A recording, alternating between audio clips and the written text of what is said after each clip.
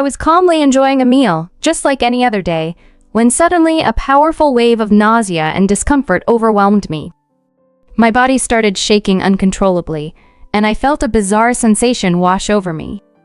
As my equilibrium faltered, I fell to the floor.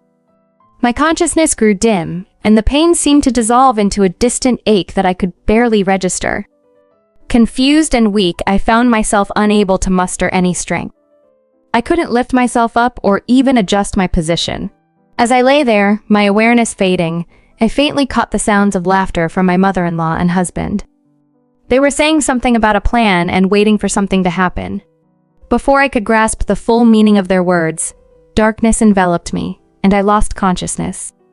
The following day, I awoke in a hospital room, only to be met with the startling sight of my family's altered demeanors. My name is Mia, and I am 29 years old. From a young age, I have always loved drawing, leading me to pursue and graduate from a design school. I took up a job as an interaction designer at an advertising agency. That's where I met Jackson, my future husband, 4 years ago. Initially, our interaction was strictly professional, as I was designing a website for his company. However, he soon asked for my contact information, and our casual messages evolved into regular conversations. Our relationship grew as we started dining out together and spending time beyond the workplace. We found ourselves drawn to each other, and after 4 years of dating, we got married 8 months ago. We purchased a cozy house conveniently located midway between our jobs, and we moved in together. Both of us being employed full-time, we agreed to split the household chores. However, I noticed recently that Jackson had been neglecting his share of the duties. Today, I walked into a living room littered with pizza boxes, leftovers from his late-night snack, while he snored away on the sofa. "Jackson," I called, nudging him gently. "Hey, Jackson." Attempting to wake my husband on his day off proved to be quite the challenge. Despite my persistent nudges and calls, he merely groaned, stubbornly keeping his eyes closed. Each time I called his name, he would grumble. "What's up?" "It's too early for this. Let me sleep, it's my day off."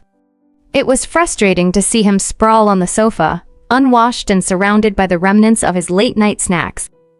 We'd made a promise to clean up after ourselves, a promise he conveniently forgot. "You're being really annoying," he complained, still half asleep. "You're my wife. Can't you handle a bit more?" I retorted. "I work too, you know." When we got married, we agreed to share the household duties. It's too early for this kind of negligence. Despite my growing irritation, he slowly made his way to the bathroom, grumbling under his breath about the morning nagging. Lately, this had become a recurring theme. Despite both of us working full-time and me even out-earning him, my husband had increasingly shirked his responsibilities, leaving most of the household chores to me. I knew if I let it slide even once, he might stop contributing altogether. With that thought, I resisted the urge to tidy up the messy living room and instead started preparing breakfast. About 20 minutes later, just as he finished showering, the doorbell rang. To my surprise, my husband, who usually ignored such distractions, eagerly went to answer it. "Welcome, Mom," he called out, and there stood my mother-in-law in our living room. It was still early, around 7:45 a.m., and caught in my pajamas, I hastily tried to make myself presentable and greeted her, "Good morning." "Good morning." "I see things haven't changed, Mia," my mother-in-law chided. Barely a hello passed her lips. "It's been 8 months since you got married, and yet here you are, still so disorganized." Flustered, I replied, "I'm sorry. I didn't know you were visiting." "Are you trying to blame me now?" "That's typical of you," she scoffed. "A wife should always keep the house tidy and herself groomed, no matter who might visit." She pointed disdainfully at the leftovers scattered on the table, clearly appalled. Beside her, my husband avoided her gaze, his expression a mixture of guilt and discomfort. If she were to confront him, I wondered what he would say. My husband had promised to reflect on his recent decisions, considering them carefully. I saw this as an opportunity and discussed the situation with my mother-in-law, hoping for some support. Unfortunately, the chaos at home was largely due to Jackson. Initially, we had agreed to equally share the household responsibilities, with each of us cleaning up after ourselves. However, during a brief interaction, my mother-in-law quickly glanced at my husband, then turned back to me. I expected her to admonish him as well, but instead, she shocked me with her words. "Mia, you should be the one to clean this up," she declared. Stunned, I tried to protest, emphasizing that we both worked and contributed equally to our finances. "Being a wife means serving your husband. You shouldn't share chores," she continued, praising Jackson for being a good person and insisting that I handle all household tasks alone. I found this completely unfair. To my surprise, she then suggested that perhaps it would be better if she moved in with us. I was utterly confused, and just as we were discussing this, the doorbell rang again. Boxes were being carried into our house one after another. Confronting my husband, he proudly announced, "Oh, Mia, I didn't mention it, but starting today, my mom will be living with us." I was flabbergasted. "I wasn't informed about this at all," I exclaimed. Jackson shrugged. "Well, if I had told you, you definitely would have objected." Trying to rationalize his decision, he explained, "There's no other choice. The apartment where Mom lives is going to be demolished, and she has nowhere else to go." Indeed, since my mother-in-law had been living alone after her divorce when Jackson was young, and now relied on her pension and the allowance we gave her, this seemed logical to him. Still, knowing she was quite capable of living independently, I found it difficult to accept her moving in with us without prior discussion. Frustrated and feeling undermined by the constant critical remarks from my mother-in-law during our encounters, I whispered to my husband, hoping she wouldn't overhear, "Isn't Mom just stating the facts as she sees them?" Despite this, I implored him to reconsider, unable to bear the thought of living together under such strained conditions. I found myself caught in an overwhelming situation as my husband imposed his decision on me. My mother-in-law laughed from the living room, pleased that her son was taking her side. "Well, I hope we can get along, Mia," she said, her smile mocking me. Since that moment, my life took a turn for the worse. The stress that was once solely from my husband was now magnified by the presence of my mother-in-law. Living in our house became a daily ordeal. "Mia, what is this dinner?" she would complain. "I can't eat something like this." She critiqued even the smallest tasks, like laundry. "You fold it all wrong. How many times must I tell you?" Her constant criticisms made each day unbearable, and through it all, my husband offered no support. After 4 months of this, I felt myself reaching a breaking point. The possibility of growing to resent my husband loomed large. One night, feeling desperate, I decided to share my feelings with him in our bedroom. "Jackson, I need to talk about your mother." "I can't live with her any longer," I confessed. "What are you talking about?" "That's impossible." He dismissed my concerns immediately. "I'm really struggling with our life together," I pleaded. He sighed loudly, his glare intensifying. "Struggling? She's just trying to teach you." "Teach me? Am I such a terrible wife?" I asked, my voice breaking with frustration and hurt. "This is why you irritate me. You don't even see what you're doing wrong," he retorted sharply. "That's cruel. Why do you speak to me like this?" "I'm trying my best," I protested. "Just try harder to be recognized by us," he said coldly. "It's a miracle someone like you even got married." His words plunged me into a deep despair, making me feel as if I were drowning in darkness. Was I truly a failure compared to other wives? This thought pushed me further into self-loathing. Despite several attempts to discuss the situation, my husband refused to consider ending our living arrangement with his mother. For another 8 months, I endured this painful coexistence. Then one holiday, a rare opportunity arose when my mother-in-law went out for the day. I hastily finished my meal and proceeded to tidy up the kitchen. Cleaning had become a Herculean task ever since my mother-in-law moved in. Much like my husband, she would criticize my methods yet leave her own belongings haphazardly around the house. It wasn't rare to stumble upon expired items she had forgotten about. That day, as I organized the refrigerator, I found a carton of milk nearing its expiration date. Given that only my husband and mother-in-law drank milk, it was likely hers. There were 3 cartons, one almost expired and another freshly opened. I shifted the older one to the front and tucked the newer one behind it. Just as I finished, my husband and mother-in-law came home. My mother-in-law approached with an unusually wide smile. "Mia, I've decided to make dinner today so you can relax," she announced cheerfully. "Really? Are you sure it's okay for me to just let you handle everything?" I asked, a bit taken aback. "Absolutely. It's fine for me to take over sometimes," she replied. Then, to my surprise, my husband chimed in. "I'll help too."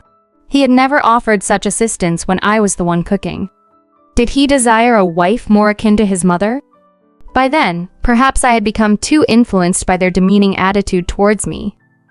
I had thought about leaving before it reached this point, but at the time, I still blamed myself. Soon, the table was adorned with a variety of dishes prepared by my mother-in-law, including a cold pumpkin soup she boasted as her specialty. "Try this," she urged, presenting it to me. Curious, I took a sip and immediately felt the coarse, gritty texture of underblended pumpkin fibers in my mouth. "Mia, you could never make something like this, could you? You're just not good at cooking," she taunted. "Yeah, Mia can't manage even this," my husband agreed as they both laughed off my culinary skills, praising my mother-in-law's dish as they ate. Reluctantly, I tried another sip, not wanting to waste food, but instantly, something felt wrong. A wave of intense nausea swept over me, and I staggered, then collapsed onto the floor. There was no pain, only a numbness as my consciousness began to blur. Struggling to move or even speak, the last thing I heard amidst my fading awareness was my mother-in-law's laughter. "Everything is going according to plan. We just have to wait now," she whispered, confirming my worst fears as darkness enveloped me. I could faintly hear my husband's laughter mingling with his mother's, as they seemed to celebrate their mischief. "Mom, the plan worked perfectly, just like you said. Now we can finally spend some quality time together," he exclaimed, sounding too pleased. Their laughter echoed unpleasantly in my ears, chilling me to the core. But before I could ponder the implications of their words, darkness engulfed me, and I lost consciousness. When I regained my senses, it was to the sterile environment of a hospital room. I felt a mild discomfort and a faint ache in my stomach, but nothing as intense as the night before. Confused and trying to sit up, I noticed my mother-in-law and husband occupying the hospital beds adjacent to mine, looking visibly unwell with sunken cheeks and pale faces. "Why is Mia okay?" "Why?" my mother-in-law exclaimed in shock and confusion upon seeing my condition. "That doesn't make sense," my husband added, his voice filled with frustration. I demanded an explanation, bewildered by their state and my own relatively stable condition. "I used milk with a laxative in your soup," my husband confessed, his voice weak. "A laxative? But why do you look so ill?" I asked, puzzled. "It was supposed to be a little scare. A joke," he muttered. I could hear gurgling sounds from his stomach, and his complexion was ghostly, indicating he was close to collapsing. In that moment, my mother-in-law shot me an accusing glare. "This is all your fault. Mia, the milk that was supposed to be for you, was kept at the back of the fridge." Suddenly, it clicked. Milk? Oh, could it be? I remembered organizing the fridge earlier. I had moved some milk that was nearing its expiration date to the front to use it up first. "Why did you meddle with things unnecessarily?" she cried out in distress. Unknowingly, I had disrupted their plan. My mother-in-law had used the milk from the front for their soup, thinking it was safe, while the milk I was supposed to use laced with laxatives ended up in the back. She assumed their plan had worked when I began showing symptoms and collapsed. However, it turned out that my collapse was likely due to a different reason entirely. Meanwhile, they had suffered severe abdominal pain and nausea from their own laxative-laden meal, forcing them to call an ambulance in haste. That's how we all ended up in the hospital, brought in together while they lamented the failure of their plan because of my unintended interference. In that critical moment at the hospital, harsh words from my husband cut deep. A useless wife like you should stay in the hospital forever. Instantly, reality struck me with force. Clearly, I wasn't in the wrong. These people were simply despicable. This realization brought clarity and determination. This is absurd! You're absurd! I've done nothing wrong, I retorted, locking eyes with my husband. Why should I live in fear because of you? I continued, my voice steady and resolute. I'm divorcing you as soon as I'm discharged. What are you talking about? He stammered, disbelief etching his face. I can't bear being part of a family like this any longer. I'll be consulting a lawyer, I declared firmly. A lawyer? Are you kidding me? He replied, his voice laced with incredulity. I'm dead serious. I will never forgive what you've done to me, I affirmed, my resolve unshaken by his shock. Turning to my mother-in-law, who tried to maintain a facade of toughness, I said, threats won't work on me. Her face strained as she attempted bravado. Such threats won't work on me, she echoed feebly. I couldn't help but laugh at the absurdity. A threat? I'm simply taking action as the victim of your schemes. You should understand that, right? And you know the potential consequences if I pursue a lawsuit. Lawsuit? The panic became visible in their expressions. Yes, considering my company's business relationship with Jackson's company, the fallout will be significant. Rumors will spread quickly, I explained. What? If you do that, Jackson will... Yes, that's right. I'm curious to see how this affects your beloved son's career, I interrupted her. Her pleas for me to stop only urged a nurse to rush into the room. After a brief explanation, I was moved to a different room. Later, doctors revealed that my collapse was due to stress-induced gastric ulcers, a timely signal from my body that I didn't belong there anymore. Once discharged, I visited a law firm to initiate a compensation claim. The lawyers confirmed that substantial compensation from my mother-in-law and husband was feasible. I finalized the divorce proceedings and went to confront my husband, who had been discharged earlier. His mother's glare no longer affected me. It would be the last time I'd see them. They ended up paying the compensation in a lump sum. Their savings quickly depleted and my mother-in-law had to start working. Rumors of our divorce spread through Jackson's company, leading to his social isolation. He began missing work regularly, and it seemed only a matter of time before he would leave or be fired. Meanwhile, I moved into a splendid apartment, enjoying a tranquil and carefree life, a stark contrast to my previous existence. It was liberating and blissful. In that marriage, I hadn't felt truly alive. Now, free from those days of agony, I was determined to live solely for my own happiness.